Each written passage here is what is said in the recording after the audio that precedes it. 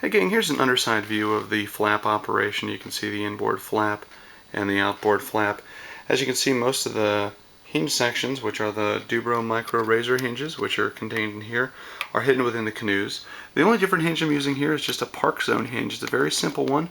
I literally chose this because it's white, it blends in with the fuselage, and it just has a small metal stay going through it to keep it from moving. And this is in the takeoff position on flaps.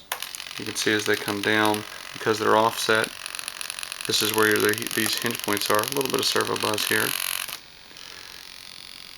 And then all of the wiring for the flap servo, this spoiler, this flap servo, and that spoiler are all channeled back into the wing, and then they run along the aft portion here of the flap track area. So these are all hidden, buried inside here.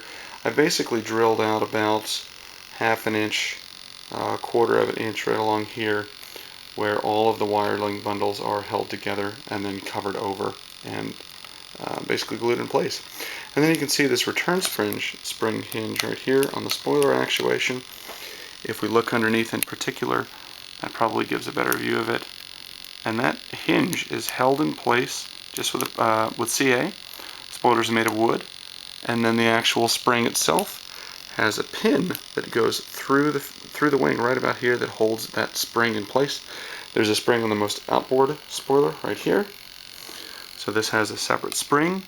This one has a separate spring, and then the inboard spoiler has a separate spring as well. And as you can see, if I let go of it, it springs back pretty strongly. And these small springs I literally just picked up at the hardware store. They're pretty much available at any hardware store. Hope this answers any questions. Please feel free to email me or send me a PM if you have any questions. Thanks.